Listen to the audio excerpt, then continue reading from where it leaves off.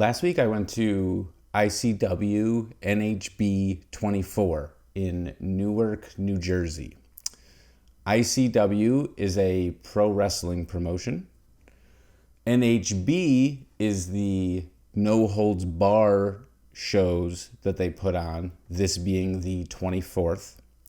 And Newark, New Jersey is a city where there are no driving laws, but there is a chance to get stabbed on every corner. This was a deathmatch wrestling event. It's still pro wrestling, but a deathmatch incorporates very over-the-top violence and weapons, and it's to the extreme. The combatants are a bloody mess by the end of the match. Most likely the first minute of the match. I don't know if I would call myself a fan of deathmatch pro wrestling. I've been into pro wrestling off and on since I was a kid. And I grew up in the mid to late 90s, and ECW was my thing. So I was very much into hardcore wrestling. But when they break out the knives and it gets real gory, I get a little queasy. But a friend of mine suggested going down, and I thought, hey, let's give it a shot. I was interested to see what a strictly deathmatch event would be like.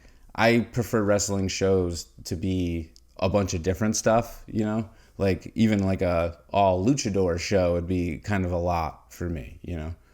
I'm a buffet guy. I like get a little taste of everything, whereas like 9 death matches in a row is like a buffet of raw steak. I didn't know much about ICW or the NHB events. I was familiar with a couple of the wrestlers that were going to be there. My favorite wrestler of all time was going to be there, so I was pumped on that. And I did know that they took the ring ropes down and put up chains in their place. But other than that, I had no idea what I was getting into. So this event took place in the Heart Ballroom in, like I mentioned before, Newark, New Jersey. This is like a kind of place where you would have like an engagement party or like a quinceañera or something. I don't know why I picked quinceañera, but it's not a big place at all. We gave them our tickets and walked in, and I just was like, whoa, there's the ring. It's literally right there. It like takes up most of the room.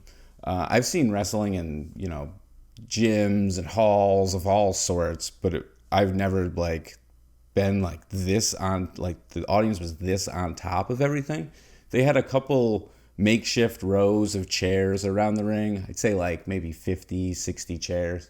And then there was GA tickets where you could just stand wherever you wanted. The smallness of the venue, coupled with the fact that like the audience is basically on top of the action, it kind of like added to the intenseness of it all, especially considering how fucking bloodthirsty these people are. We got there pretty early and were able to get a pretty sweet spot on the balcony, which was pretty awesome because you get a pretty good view of everything. And we thought that we were going to be safer from the shrapnel and stuff, which proved to be false. We were also really close to one of the bathrooms, which also happened to be the bathroom that doubled as the locker room for some of the guys, which was really interesting. And again, like I've run into that before at these small wrestling shows, but it's weird when like you go in to pee and there's a guy looking in the bathroom mirror, literally like taking glass out of his torso. Like what are you supposed to say to a guy like that? The show starts with the owner of the company coming out and hyping up the audience, getting everybody psyched because we're about to go live on pay-per-view. That's right. This event was live on pay-per-view. I have no idea how many people stream or buy this kind of a thing.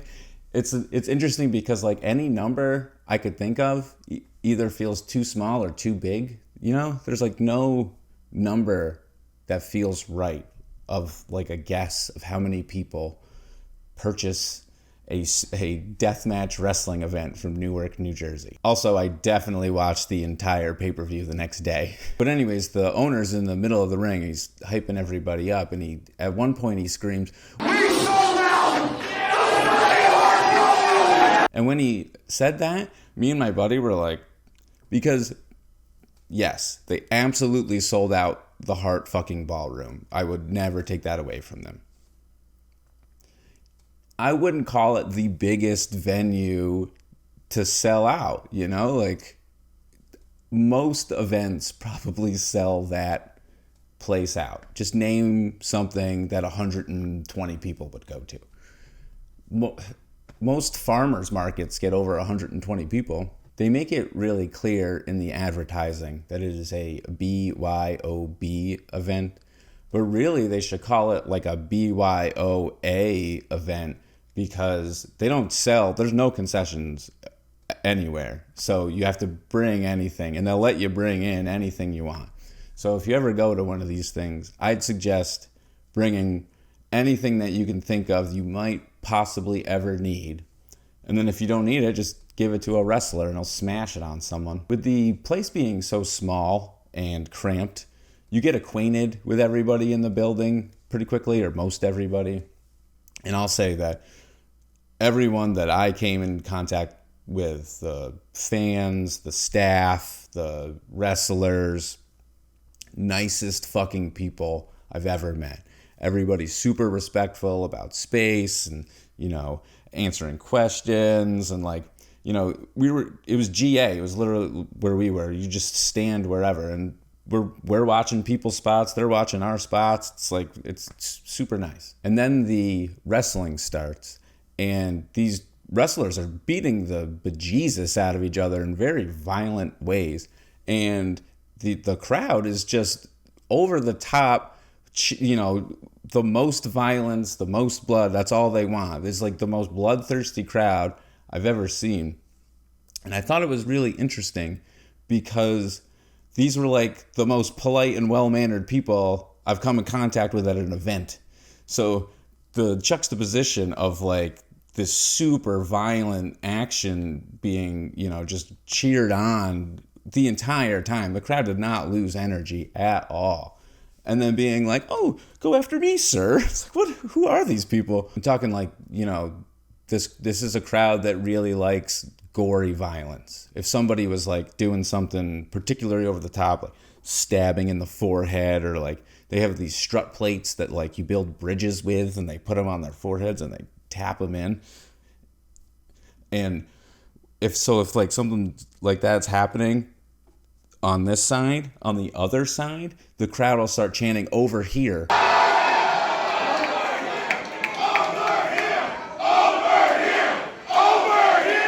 So then the wrestler will take that wrestler and bring him over there and do the gory over the top shit to that side, and then that side of the crowd loses their mind in cheers. It's really impressive to me how the crowd really kept up their energy too. Like, this is like, we were there for like 4 hours. It is exhausting, and you're just seeing the most violent stuff over and over and over again.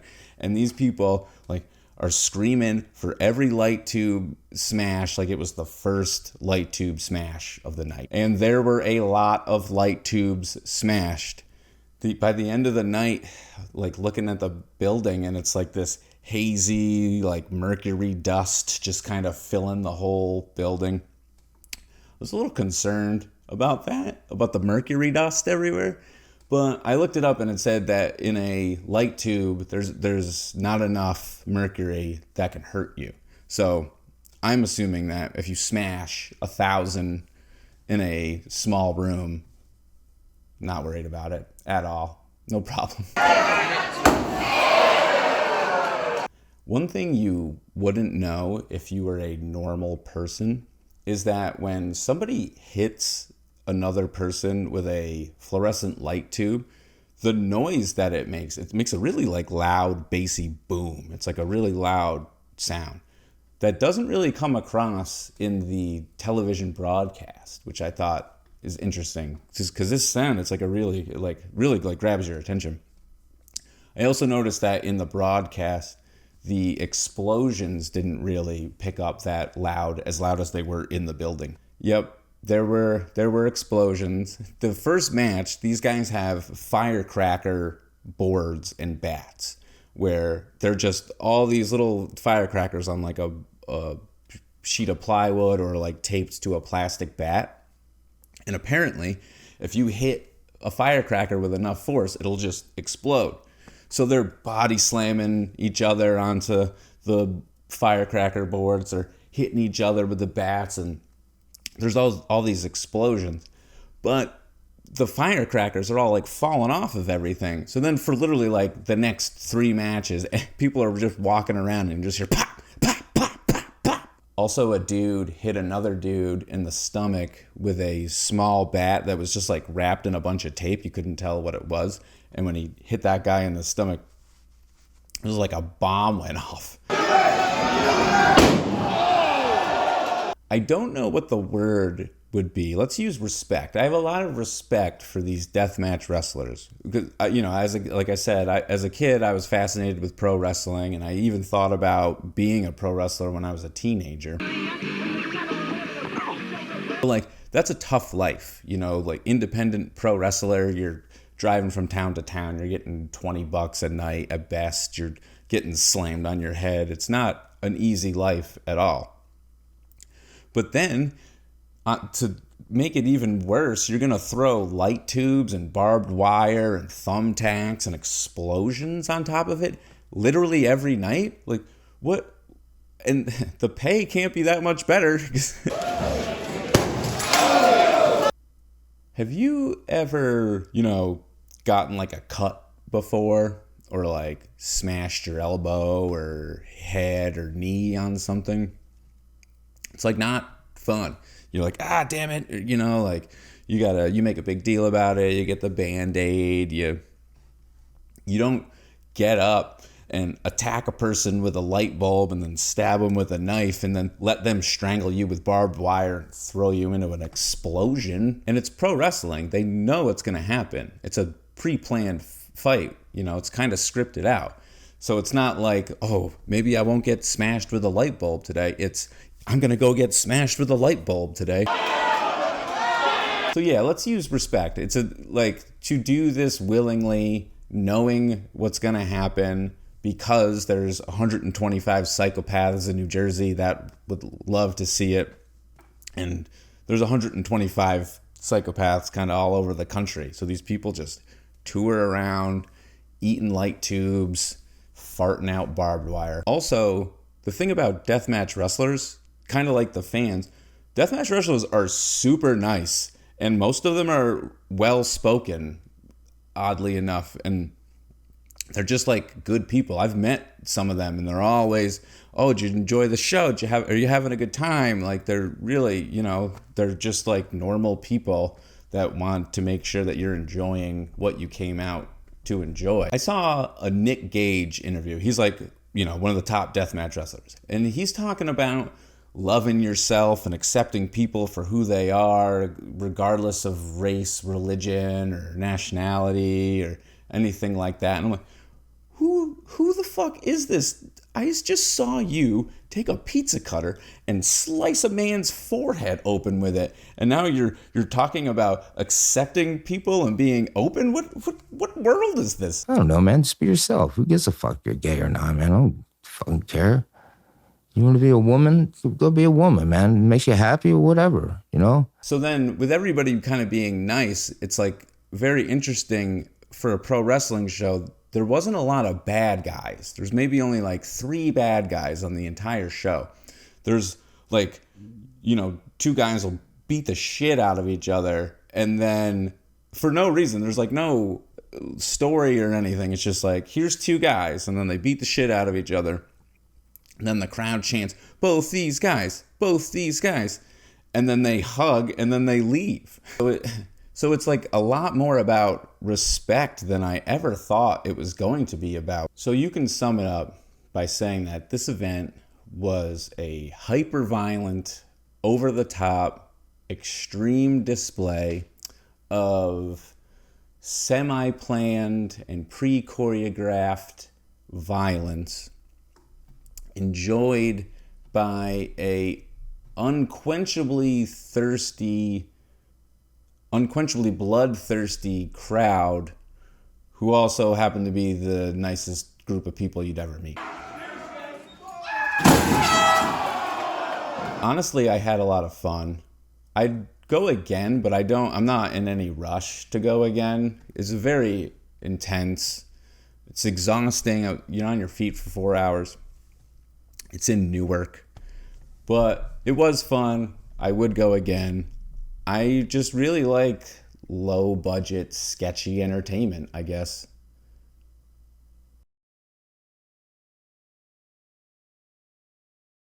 Hey, thanks for watching that video. I really appreciate it. If you really liked it, can you really like it and maybe subscribe and ding that bell and do whatever else it is you got to do? And if you want, here's some more videos that you can watch. And then at the end of those videos is going to be this video, because time's an endless circle or whatever.